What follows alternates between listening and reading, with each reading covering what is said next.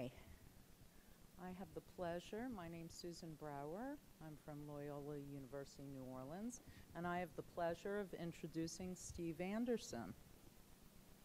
And this session is collecting and analyzing AV data for institutional advantage. Steve has a BA in Visual and Performing Arts from University of Maryland, Baltimore County, right?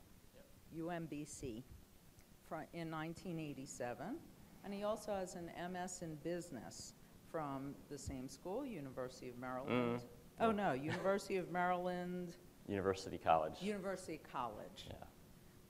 In 1998. He's a certified technology specialist in Infocom, and has worked at the University of Maryland, Baltimore County AV Services from 1992. And at present, he's with Stokes Imaging. No, sorry. Sorry. This is what I thought. Okay. I'm sorry. No, I'm really loud. No. I think it got just a little jumbled, but no, I'm still at UMBC. I've been there since 1992, and the other data is more about where I was before I came to UMBC. Okay, so before, he was with Stokes Imaging Services in Washington, D.C. and Austin, Texas. Yes. Okay, got that one right. And was also with the Maryland Institute for Emergency Medical Services and Systems, also known as Baltimore Shock Trauma, with the media folks there. Right. Right? Right. Okay. And that was in Baltimore, 1988 to 1990. So loads of experience. And without further, excuse me for the jumbled ado, Steve Anderson. Thanks. Yeah, I don't know if I gave you all that much to go on either. So, all right. I'll tell you just a little bit more about myself maybe, and that's that I have, I guess, just a little bit of personal information because I put virtually none of that in there. I'm also an avid runner, so I really appreciated all of the running references this morning at the keynote. And I've been, in the past, I've been involved in media production, but I'm not involved in media production anymore. And the Stokes Imaging Services was a very large-scale image capture project that I was working on. I'm also interested in photography, and off and on have been a professional photographer. Now, what I'm going to do is, it's not going to be quite as dry, maybe, as the title may imply, so I hope I don't disappoint in that way. I'm going to take you on a little journey from the past to the present of data gathering and using the data at the institution that I'm at. I'm going to try to make this interactive. I'm going to ask you at various times what you guys were doing at your institutions or the people that were there before you were doing at your institutions, how they were gathering that data.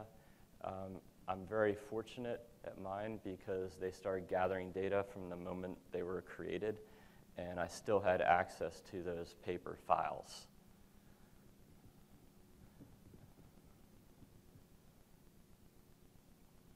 This is UMBC, and I'd like you to just take a look at that a little bit because it'll tell you a little bit about why my unit operates the way it does. What do you notice about this picture? Anything in particular? The campus setup or location? Yeah. Yeah, it's very centralized. Everything, all the academic buildings right now are still within that loop and are actually in what they call an academic core of the campus. And then we have another section which is more the residential core, and they've been trying to follow that pattern throughout. We're a very young institution, so we can do that. We haven't had to deal much with the sprawl. And this picture doesn't show it, but there's actually, and this is only from just a few years back, but there's more buildings up there now on campus than are in this picture, and that construction site right down there has about, I think, there's 2 more research buildings down there in the research park than you see in this picture. So it's not that old, but yet we continue to grow, and we're going to be growing probably a building every 3 to 4 years for probably the next 12 years at least. We're a little bit more south of Baltimore. We're at the opposite end. Has anyone ever flown into BWI before? Yep. If you took that airport road right from BWI, that's 195, and you're going towards 95, and you miss 95, you'll end up at the end of that road right at UMBC. So you couldn't possibly miss it if you can find your way to fly into BWI. And one of the interesting things about this, you'll see that we were founded in 1966, but there are still some of the faculty, or some of the founding faculty from 1966, or just a few years after that are still teaching at the institution right now, which is amazing. So you can find out the whole history of the campus from people who are right in front of you. It's not a very large institution. It's a moderate-sized research institution. I apologize for those of you who keep track of Carnegie classifications, but I just don't know what that is right now. And just to give you an idea of the range of academic programs that we're supporting, it's mostly undergraduate, but we do have graduate and doctoral granting programs. Our faculty is about 475 full-timers, 291 part-timers, and we have a staff, and the number wasn't broken down between full-time and part-time, but to support those close to 13,000 students, we have a staff of about close to 1,200. Now, the instructional spaces that we're supporting on our campus are kind of loosely divided just between your general purpose classrooms and the departmental controlled spaces. What I'm wondering is this kind of the case at the campuses that you're at? Ours is roughly, when you look at the classes that are being taught, it's roughly down the middle, that half of them are ending up in the general purpose classrooms and half of them are ending up in the departmental spaces.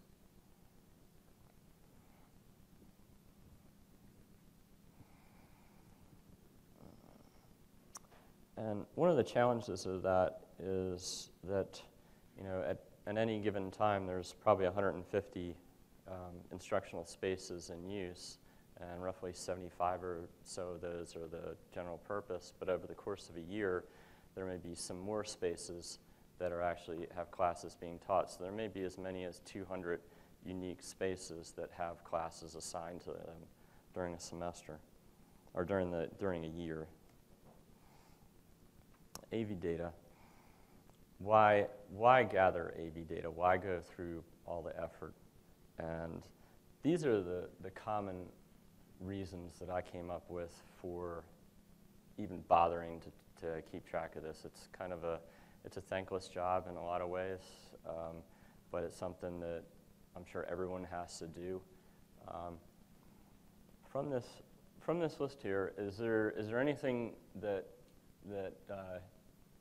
you guys keep track of that maybe isn't on that list? As to why? Yeah, it's really more why, but yeah, other reasons to keep track of that data. Accreditation, yeah? The AV data affects that? Yeah? For AACSB, Okay, right.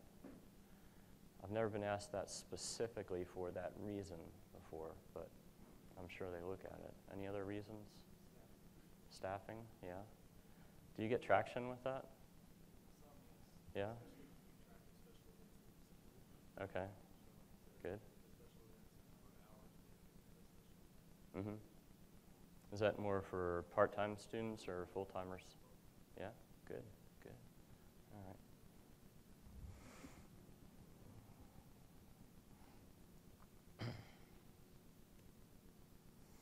So we've been collecting data for a very long time.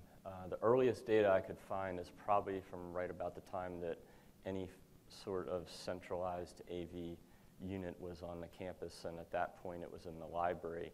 This is some data that I found, and I actually found what I think is all of the reports going back as early as 1976. I think a few from 1975. I'm amazed that those didn't end up in the dust heap anywhere, but it's kind of telling just to see what it was that they were doing and the sort of data that they were able to collect back then. It was all service counter or delivery at that time. Is anybody in the room, was anyone in the room here actually doing AV service during the 70s? Yeah, yeah. Is this kind of like what you were finding at that time? High school could be. It could be, yeah. What were you doing in AV in the 70s? I wasn't there, but our firm started in 68. Okay. Was it pretty much deliveries or encounter work? Yeah. And where was it based? I was based in the education building. Okay. Based in the education building. Good. Yeah. And At the University of Pittsburgh in a psychiatric facility. And part of the as a support person, I imagine. Yeah. Okay. and it was media production and AV, and we did delivery. We did setting up video in classrooms. And back then, did you keep statistics back then? Nah. Even though it was probably mostly paper-based, right? Oh, yeah. So being paper-based is an impediment to really doing a lot of data collection unless you have somebody who's very, very interested in that data. It's all the standard type of equipment that they were delivering back then. But okay. What I found in looking at that historical data is that there really wasn't much change in that time period in the range of services that were offered, the type of equipment, the quantity of the equipment, because I looked through all this and I'm trying to figure out, well, wasn't there anything going on new in the 70s? I mean, the campus was growing. The campus was definitely growing during that time, and it continued to just grow every couple of years. So, I'll tell you what was new. yeah. The move from 3/4-inch video to VHS and Betamax. Mm-hmm. And so video started being in people's hands instead of the library buying it. Mm-hmm. And that was movement in 77, 78, 79 Mm-hmm. that changed things. And was that something that actually started getting delivered to the classrooms, or was it something more that was like a reserve sort of item? It was both. Yeah. I mean, it was both, but my point is people didn't have to go to the library or the media center for their media. Mm-hmm. It was the beginning of obtaining their own media. Yeah. Yeah. Good. So systems like media retrieval, Mm-hmm. even though they were still being built, it was starting to, it was probably the beginning of the end, even though they were built into the late 90s. Mm-hmm. Yeah, and when you're talking about video systems, they're very expensive, especially at that time. You're talking thousands of dollars on a cart as it went around, at a time when thousands of dollars is more like almost $10,000 now. So even back then, as I'm looking back through the data, there's really not all that much in the way of data collection beyond just, pickups and deliveries and that sort of thing. The reporting that they were able to do back then was very difficult. It was just raw numbers, not the ability to say, well, is there a lot of people from one department or another that are doing anything with the gear, unless you actually went through and tried to calculate that from all the sign-in sheets. Now, one thing I noticed is that in here, they, in 1977, the equipment pickup and delivery service was just increasing a lot. And what happened is this memo was a result of the data collection that they were able to do at that time, and that they had inadequate staff to deal with the delivery service. So they recommended that it be terminated and get out of the delivery business. How many of you are still in the physical delivery business of carts on a regular basis right now? Yeah. How many of you want to be out of that business if you're in it? Yeah. Yeah. I found it very interesting because that's been something that has been batted around at our campus quite a bit, is getting out of the physical delivery business and just having it all installed so that when the instructors get there, they know they have at least they don't really need to worry so much about whether the equipment is in the room or not. So the amazing thing is that actually happened. They were actually able to respond to too much demand by cutting off deliveries entirely in spring of 1978. So within one semester of being notified, they stopped. This was just about the time on this campus where they decided to install a lot of equipment, but the equipment that they were installing was screens and transparency projectors. So by the end of the 70s, there were screens and transparency projectors in virtually all the classrooms because they were, up to that point, actually delivering overheads as well.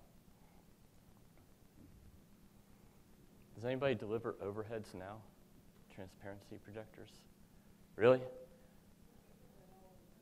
Oh, okay, yeah. Yeah.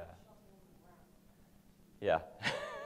We use a combination of the two things that you're doing right there. I haven't actually bought any new transparency projectors for quite a number of years now because, as I point out too, that I know that they're not getting used much. I know that because nobody's asking us to clean them, or very few people are, and we used to have to send the kids out with the bulbs to go out and change the bulbs or go and check the bulbs and make sure they're all working, and I very rarely have to do that now. Yes? Yeah, one of the evil things related to that with the acetate rolls, boy, the student workers hate cleaning those. Yeah, and I'm amazed that ever happened. We get a lot of phone calls and we clean them and we do bulbs and Yeah? they're heavily used. Really? Still? Yeah. Wow. To document that. They have document cameras too. That's, Because they're there and they're available. mm-hmm. Well, ours do too, but not that much for when we install. Mm-hmm. Well, and quite frankly, I mean, even the document camera is not always as good as, I mean, for that specific purpose, it's not the same. A couple, It's yeah. surprising, because we were trying to really pull them out and it just wasn't working. Yeah. Our couple things on that is I actually found a few of our old transparency projectors out there that had hour counters on them. They actually were able to collect data from those. I didn't see any evidence that anyone back then ever actually did that, but there was an hour counter on the side of at least 2 projectors that I found. We have them, and we're actually, this semester, we are using that to decide. Yeah? And we're starting to collect some data to see which ones are getting used, where are they getting used, who's doing that, and so we can make an informed decision Mhm. on what to do. And how are you collecting that data? Sneaker net? Yes. Yeah. Yeah, yeah. Okay. Something that I've done, and I guess I've gotten away with it, hearing your example, is that in a lot of newer spaces, I will not put the transparency projectors. I'll put in a document camera, And then when they complain about it, I'll go down there in person and I'll meet with the professor and I'll show them how it all works and why you can do so much more with this device than you ever could with the transparency projector. I had one successful experience so far this semester in that regard. Yeah? That we have a brand new building and we did not put them in Uh-huh. the rooms we had document cameras, and we got phone calls, and I was able to talk to one person again, but the rest of them didn't fly. Wow. Maybe that's testament to my poor sales skills. Yeah. Oh, wow. Well, yeah, I've had pretty good luck. Our campus is very big on technology, and they're always talking about technology a lot, so I think there's a fair amount of peer pressure to go to them. I've even had faculty, even just as recently as this semester, contact me about document cameras, and they're professors who are very, very near retirement, but yet they're still interested in the new technology. The 80s. What we found in our office is that once the computers started getting delivered out into the classrooms, some new technology, as well as all the video playback and that sort of stuff, we were able to get computers into the AV services office where we could start using those for reservation systems, because prior to that it was all paper-based. And I'm wondering from the group, when did your units make the shift over from paper-based scheduling to computers? 80s? 90s? Really? 2009? Yeah. How many was it in just even like the last 6 years? Yeah. Wow. Yeah. So how did you collect data before then? Yeah. You had to do it all by hand? Yeah. Were you able to make use of that data to get what you needed, do you think? For me, it was an entire shift. Yeah. Having the office managed by facilities management, so managed by central IT. Okay. When I took over the office, we changed so many things about the office that the old data wasn't all that useful to us. Yeah. Yes. I think we were getting what we needed, and I think that was one reason why we were so supercomputer system. Uh-huh. Everyone we looked at wasn't exactly giving us what we wanted. It wasn't paper time. So when we finally, it was probably pretty fair. We were probably looking at something for 10 years. Oh, wow. And it took us 7 or 8 years before we started getting all the particulars we wanted to see. Yeah. Yeah. All the systems that we use definitely had their drawbacks at that time. And even our systems that we use now have drawbacks as well. Yes? I'd say about 10 years ago, we were dependent on a free web-based system, or Mm-hmm. maybe it was client server, but it was free.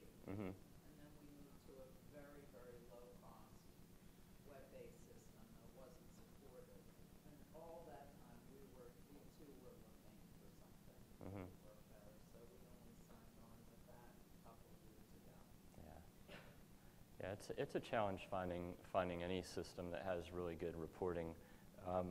The thing that we had to do back in this time really, and this is a DOS database that we were working with at the time. The reporting that we were able to do at this point were just monthly reports limited to hours of use by department and numbers of uses. It wasn't really all that rich data. So in the 90s, we switched over to a relational database, which gave us the ability to do a lot more comparison.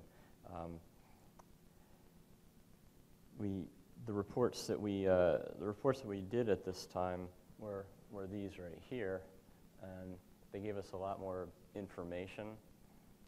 Still not all that rich. We used the total use of services to track growth in demand. So that was a really useful tool for us, and we continued to use that one metric we used that metric up until just very regularly up until just like a year or so ago.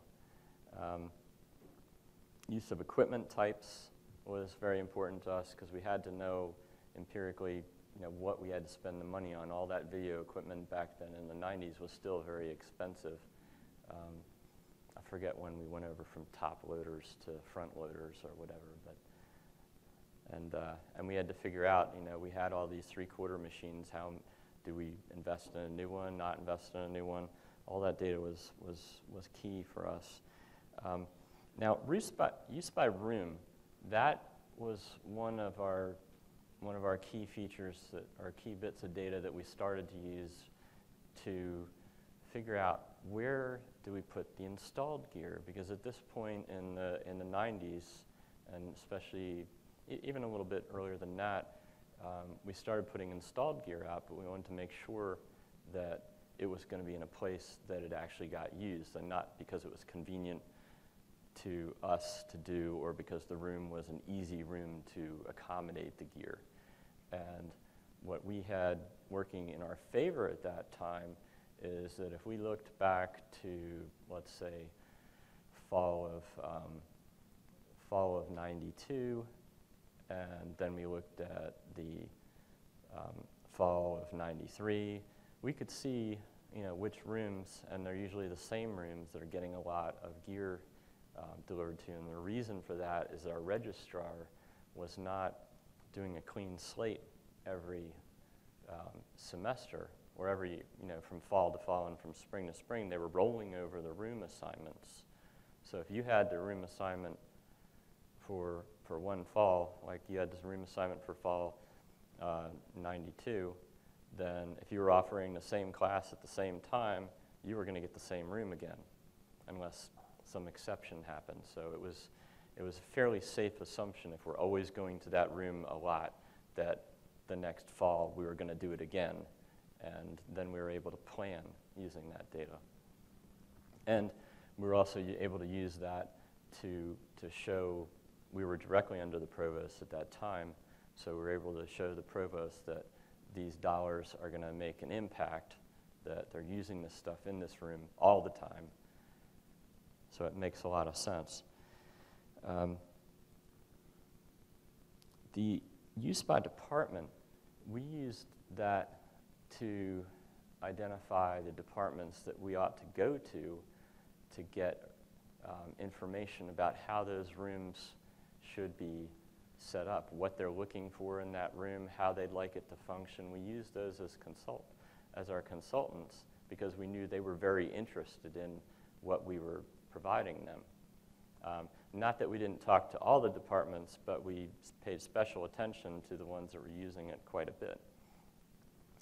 And use by time and day, of course, that was good for staffing. 2000, we're still doing the same sort of reports from the 90s. We're still getting that same information in, but we started in the 90s and early 2000. We started putting out a lot more data projectors, and those data projectors, some of them at the time had bulb hour counts on them. You had to turn them on, get into the menus, find out what, which sub-menu it was hidden in, and then record it. But they had bulb counts, and we collected them by a very high-tech method known as SneakerNet, and that was me, because I was really the only one that was actually interested in that data at the time. I was interested in it for a couple of reasons.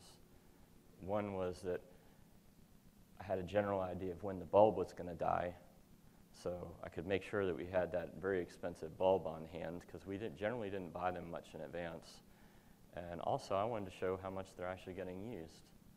So nobody told me to actually do it, and I wasn't, some of the time that I was doing this, I wasn't actually in a management position. But I took it on myself to start collecting that data.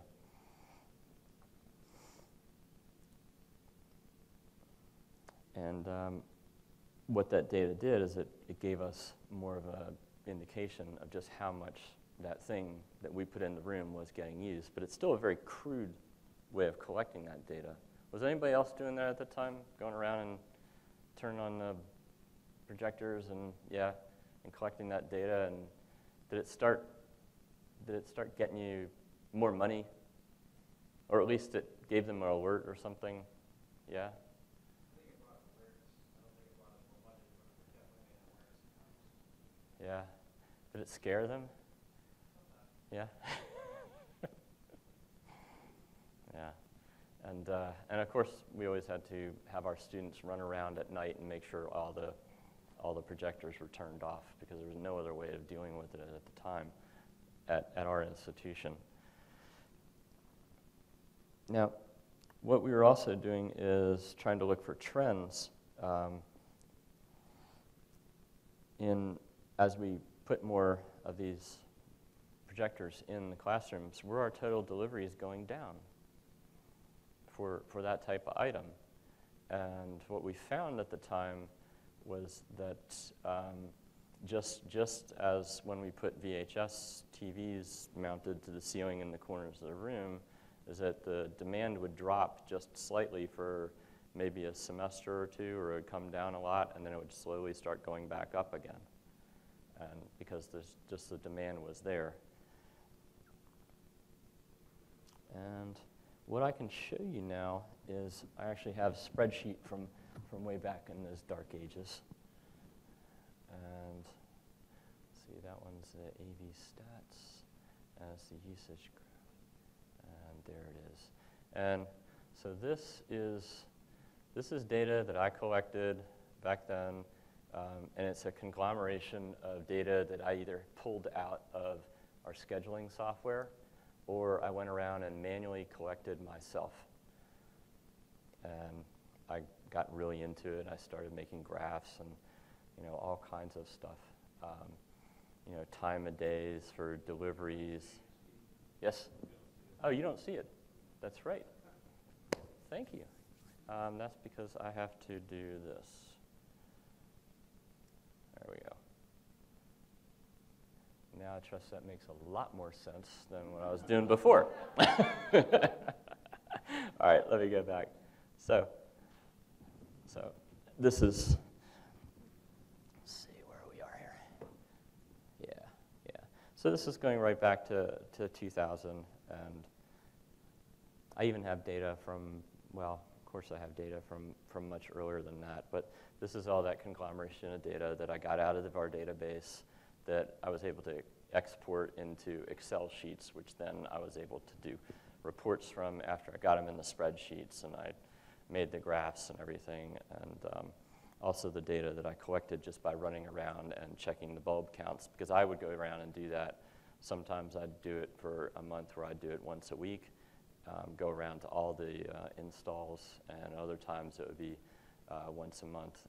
I wanted that data to be very accurate, and I also was very interested in inspecting those installations. So I did a lot of that work myself. I did trust some students to do it, but I really didn't want to rely on just student labor at that point. And as I was saying before, I kind of went a little crazy with graphs and charts and everything. And let's see where we go. And this, I don't know if you can see any of this. And I tried to do some real analysis of where and when we're doing things at different times. I tried choosing different months so that I could compare usage. And what I found was that there was really only 1 month in the fall that I could depend on to be a large sample with no holidays. And that was October. So we have, at our institution, I don't think there are any holidays in October. You have just unbroken class time, so you can really get a really good sample of a fall semester at my institution by going with October and comparing it from year to year. So I would use October. Spring's a little bit more difficult because the semester starts at different times. You got snow days, you got holidays in there, you got spring break floating back and forth. At our institution, sometimes it's in 1 month, and sometimes spring break is in another month. So I can't use the spring to reliably compare from year to year when I want that snapshot view. So I use Octobers generally. And that's what I was doing at that time. Let's go back to PowerPoint. And where are we? There we are. And I want to go to, this is one of the best things about Windows 7 now. Does everybody use that? That little shortcut that I did there? And now, isn't that wonderful? It just went away. Excuse me for just a second. It's supposed to be in that. And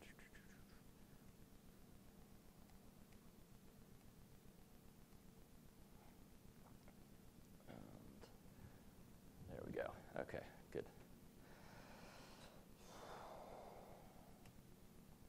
2003 was when we finally started getting network monitoring of anything that was out there. It was revolutionary for us to be able to do this. We had 2 buildings go up rapidly at that time. We had the information technology building and we had the public policy building go up. And they both somehow got designed with systems that had IP monitoring of the projectors. It's the first time this has ever happened. And what I'm curious about is when was the earliest time that any of you guys got your projectors on the network? Is anyone earlier than 2003? How about 2005? 2005, good couple. Let's go with 2008. By 2008, yeah. Okay, so it's kind of, it seems like it just kind of gradually went along. Does anyone not have at least some of their projectors on the network yet? Yeah? How many people have to pay per network drop per month? I've heard of that. Yeah? And does that make it a lot more difficult for you to put in network monitoring? We have it. You have it? And I'm not even 100% sure about it, but I can't believe that we don't pay for it. Uh-huh. Yeah. I mean, yeah, we don't pay per network drop, so I mean, we used to have to pay to have it installed, but now that I'm part of the IT department, we don't have to pay anymore. So, and even before, it would have been covered by the provost office if they decided that they wanted to do that. The challenging thing, though, was that when this was put in, that it was kind of a clunky system. It was a real-time reflection of the projector at that point. So I could use the systems, and what we were using at that time was Sharp's SAPS Pro. I don't know if anyone was using Sharp projectors at that time. And then we used that Sharp software in one building, and then by the time the next building was built, even though it used almost all the same equipment in that next building, which was opened, I think, within about 8 months or 10 months of the other one, Sharp had shifted over to another hardware and software combination. So now, by the time 2004 is starting, I'm using 2 completely different software packages to monitor the building. So I've got one software package for ITE, and I've got another software package for the public policy building. So what I was able to do with those is, at least the first one, I was able to just log into each projector and see what its status was. What are the bulb hours right now? What source is it on? Supposedly I was supposed to be able to even control the projector with that software. It never really quite worked that way for us. The other software, I was able to do basically the same thing. And if I was in the building itself, I was able to actually send an image to that projector and have it project on the screen, which was interesting. I guess it was an early emergency response sort of thing. But it was all real time. It didn't allow any recording of the data by any other means. So what I would do is I would, again, pull up that software on a regular basis on my desktop and record the numbers. So at this point, I'm opening 2 software packages, and I'm going around with SneakerNet to get my data projector usage statistics. And most of those statistics are just bulb hour counts at this point. It's not sources. And this is just an example.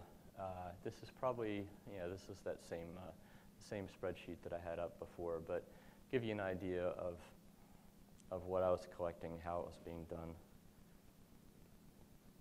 Does anybody have any questions about how I was collecting this data at that time? No. And was anybody else collecting data similar to this at that time? Were you trying to drill down to that far? Yeah. What was the result of that? Were you able to get more equipment, or at least more recognition, or?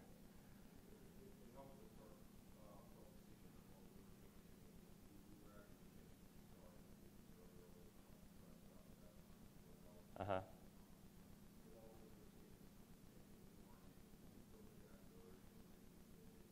Right. Yeah.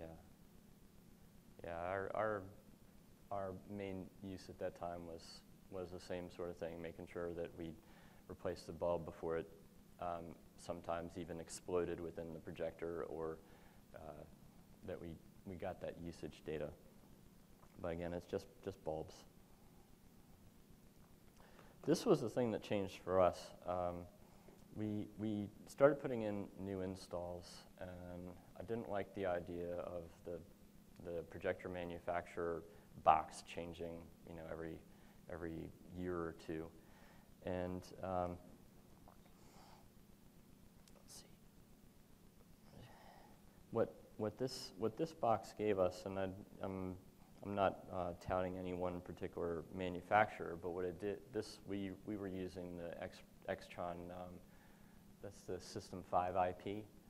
And what that did for us is it broke us away from being locked into one manufacturer of projectors and one proprietary hardware solution that was going to potentially change even from year to year. The Extron box, and I'm sure some of you were using Crestron boxes, which were similar at the time, to be able to control your devices. And it gave us, what we were looking for initially was just a common user interface. The fact that it had the IP stuff in it was just kind of an added bonus to us at the time. And I really liked the ability to get into that unit and not only at this time just tell what the bulb hours were, but I could actually then control this unit remotely. If somebody called in from the room, I could actually see what's going on with it. I could make some fine adjustments. And this device also collected statistics on the source that was selected. And that was an improvement over what we had before.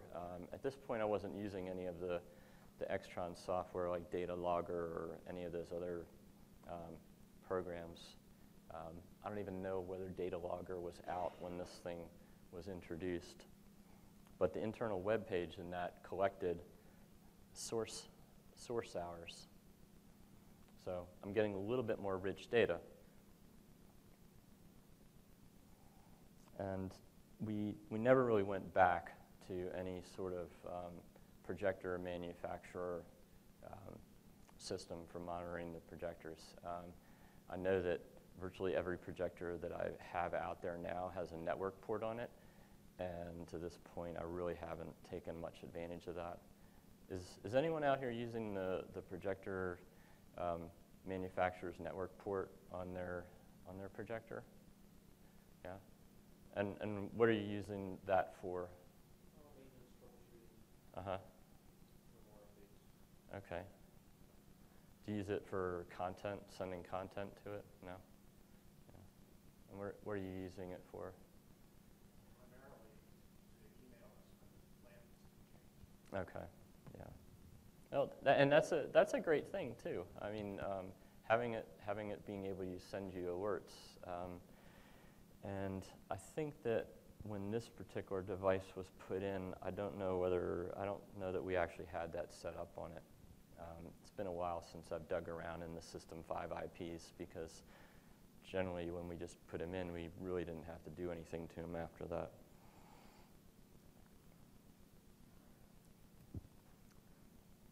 So what we're finding then at this time, as we're putting all these installs in, is that the total deliveries, when I'm comparing Octobers to Octobers, we're starting to drop, and every time we put a bunch of units in, and well, not a bunch, probably more like 3 or 4 at a time, 3 or 4 classrooms at a time, the numbers would start dropping. And this is on total deliveries. It's anything that we were doing would start to go down. But then it started to level off. And then I started looking at the percentage of computer projection services related to all the services that we were performing. And even though the total number was dropping, that meant that everything was shifting towards computer projection.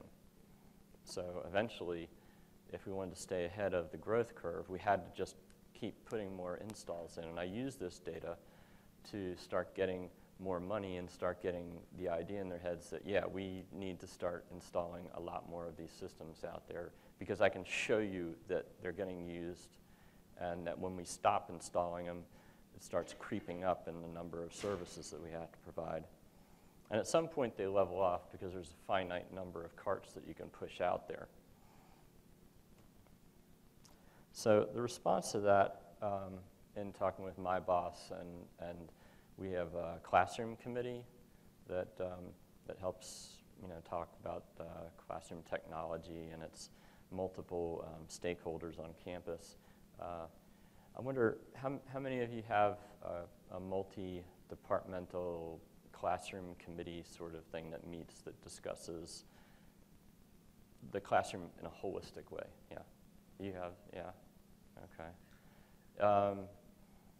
Ours has the provost office, representation from the registrar's office, facilities management, Division of Information Technology. We have faculty members as well. And we also have a few departmental staff, so we try to get a swath like that to get a good snapshot of who is interested in the classrooms. Are there any groups on your campus that I didn't mention that are on your classroom committee? Actually, I should mention that we have an undergraduate student representative from the undergraduate Senate, I guess, and also a graduate student who's on the committee as well. So we do have student representation as well. Does everybody have student representation on that committee? If you have it, no? Do you think it would be a good idea, or would it work for you? We have it on the governance committee. We have bi-weekly classroom operating meetings. Okay. Students of those. Yeah. They're involved in the governance process. Okay. Yeah. This classroom committee meets once a month, and it's really more of a high-level group. We're talking about funding for upgrades, both to the physical condition of the room as well as the audiovisual, and trying to keep those things in sync, because what we were finding is that facilities management might have plans to upgrade a building, and yet we didn't have it in our pipeline to put in new equipment at the same time. So we're a lot more in sync right now, even though they're their timeframes are, their timeframes for upgrades are different than ours. You know, you're talking classroom upgrades maybe every 15 years or so, and AV upgrades every, you know, it depends, 5 to 7 years, depending on the type of room and what's happening in there. So we were able to put together a plan based on all the data that we had from before.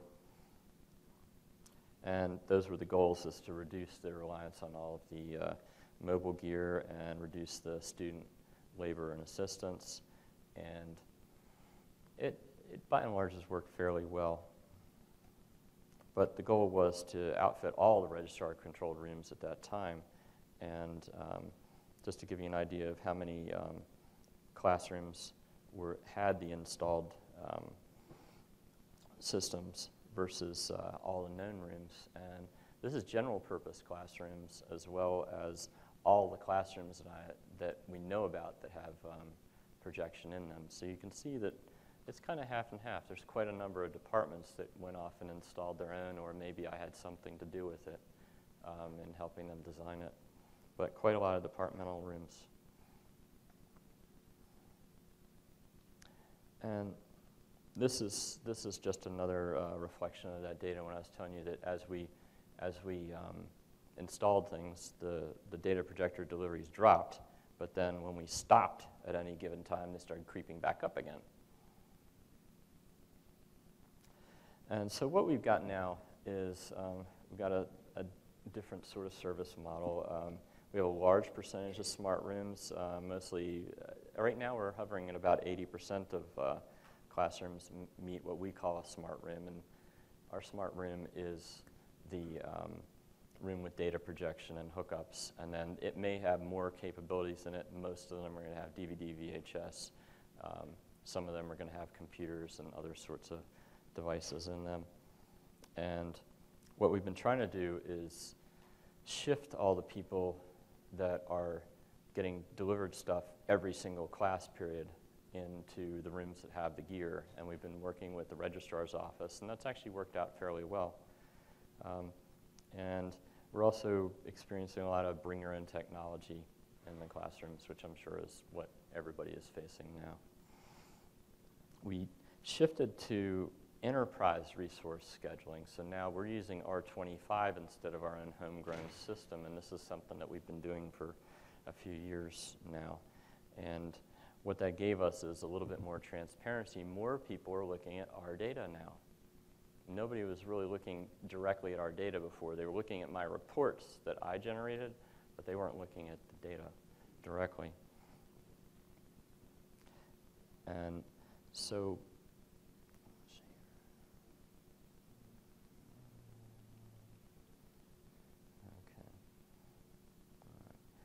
and what we're doing right now is we've shifted over in the last couple of years to using Global Viewer Enterprise, and this is, and I'm sure some of you are using the AMX or Crestron equivalent of that, where it's a centralized monitoring and data, and actually data gathering tool for your projectors that are out there that are connected. Who's gathering data in that fashion right now? Yeah, and are you getting a lot of usage out of that data from those? What our group did is we realized that when you use one of these systems, every time you press a button or initiate an action with that system, it's recording that. It's recording it with a time-date stamp with what happened into an SQL database. Now, we were able to get our database folks on campus to take the data from our student administration SQL database and our Global Viewer Enterprise database and bring them together so that we could get more sophisticated reporting. And some of the things that we were able to find out from that, and I'm just going to skip ahead because we're running out of time, but this is something that this is a slide that was produced by my former boss using AV data without really having to deal with me. And it's a big change. This is someone else using the AV data without having to come to me to produce it. And what you're looking at here is an example where we were trying to find out the usage of the smart rooms. And so what she did is she took all of the rooms that we found that were being monitored, and the projector was being used less than 10% of the time. And she sliced it according to room size. And what we found is that the rooms that, or the courses that 75% of all courses with less than 10% projector use are in the smaller rooms. That means the lecture halls are getting used quite a bit. It also means it gives you an idea of where you need to shift your resources.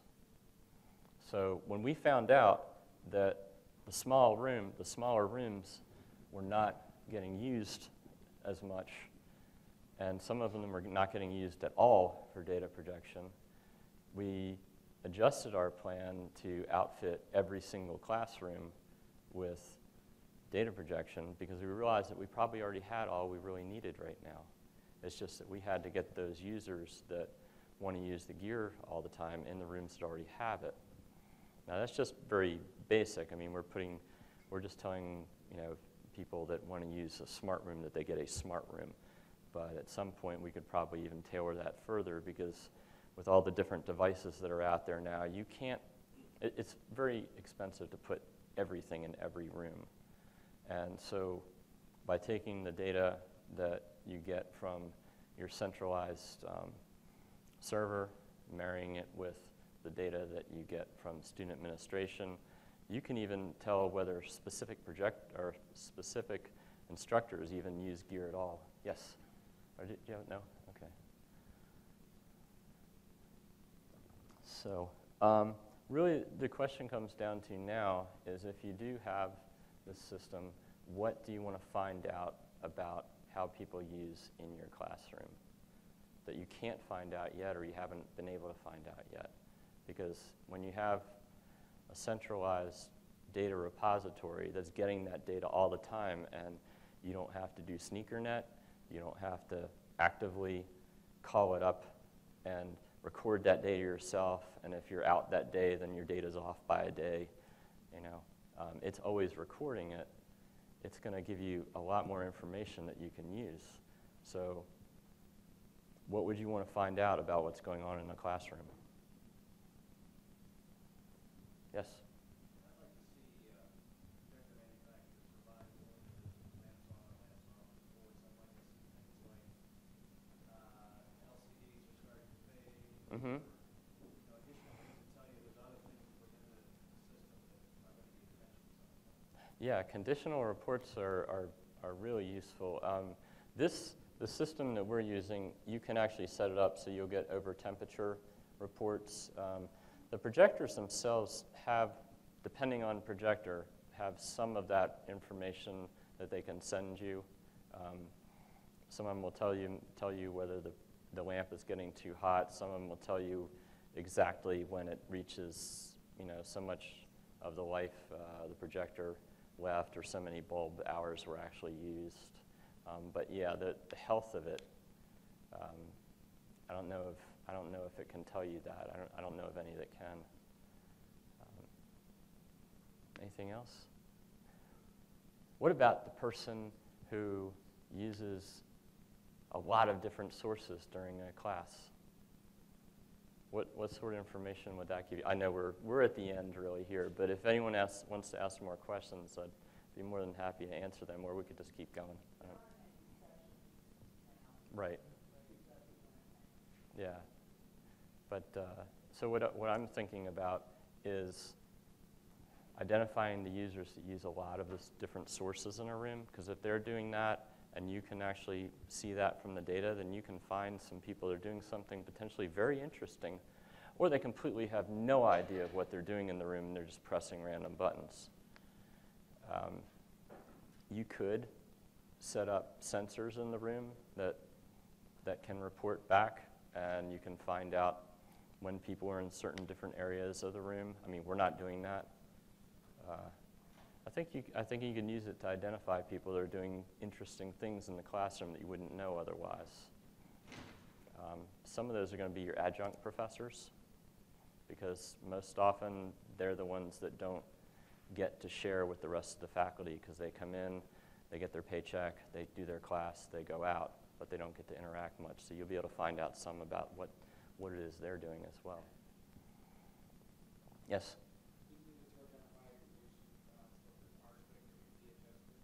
Yes, yes, exactly.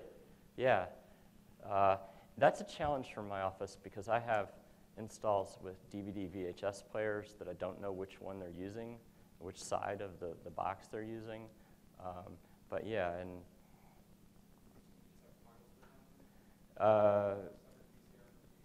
some of them have the combo deck in them, and some of them have separate decks. So when it's in the combo deck, if you told the control device, if you told them to use the control device to switch between the two, you'd probably be able to get it, but my guess is that they'd probably just go straight to the deck and do it there. Yeah. Ah, nice. That was a good choice. We didn't set ours up that way. Yes. I do think it's important to say if you leave, Yes. leave and if you'd like to stay, keep hanging out, but don't feel bad about leaving. Yeah. The session's officially over. Yeah. Yeah. So, do you want me to stop, or and just people come up and have questions, or would you guys rather just ask questions? Any more discussion or questions for Steve? Yes.